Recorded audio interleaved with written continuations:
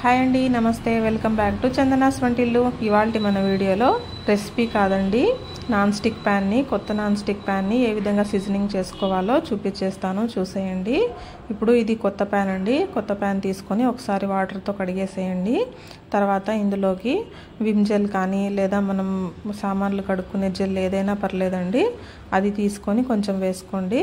వేసుకున్న తర్వాత ఇప్పుడు మనం దీన్ని స్క్రబ్బర్తో క్లీన్ చేయాలండి. కానీ మనం సామాన్లు కడిగే స్క్రబ్బర్తో చేస్తే ఇది నాన్ స్టిక్ అంతా ఊడిపోతుంది. కాబట్టి స్పాంజ్తో ఇలా చేసుకోవాలి. స్పాంజ్ లేదంటే ఇలా ఒక కవర్ తీసుకోండి, ప్లాస్టిక్ కవర్ తీసుకొని కవర్తో ఈ విధంగా బాగా అంతా రబ్ చేసేసేయండి. తర్వాత ఒకసారి వాష్ చేసేసేయండి. వాష్ చేసేసి ఇప్పుడు ఒక నాప్కిన్ తీసుకొని ఈ విధంగా నీట్గా పొడిగా తుడుచుకోండి. తుడుచుకున్న తర్వాత ఇప్పుడు మనం స్టవ్ ఆన్ చేసి గ్యాస్ మీద పెట్టుకుందామండి. దీన్ని గ్యాస్ మీద పెట్టేసేసి ఫ్లేమ్ ఆన్ చేసేసి ఇప్పుడు మనం కొద్దిగా ఆయిల్ వేయాలండి. దీంట్లో 1 టేబుల్ స్పూన్ వేయండి చాలు.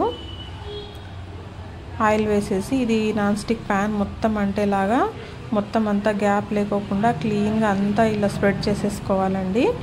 ఇలా బ్రష్తో చేయండి. ఒకవేళ లేదంటే ముందే ఆయిల్ అంతా బాగా ఇలా రబ్ చేసిన తర్వాత స్టవ్ మీద పెట్టండి.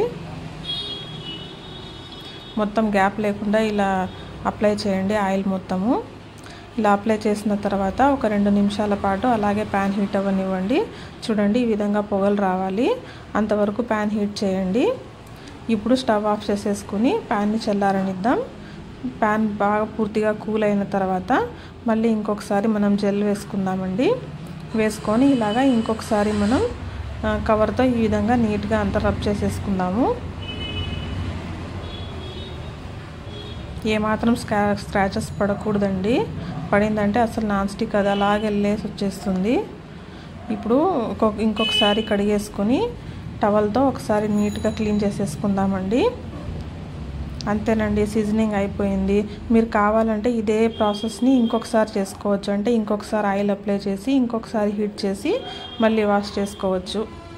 అంతేనండి. Thank you for watching. మరో మంచి వీడియోతో మళ్ళీ మీ ముందు ఉంటాను. అంతవరకు బాయ్ అండి.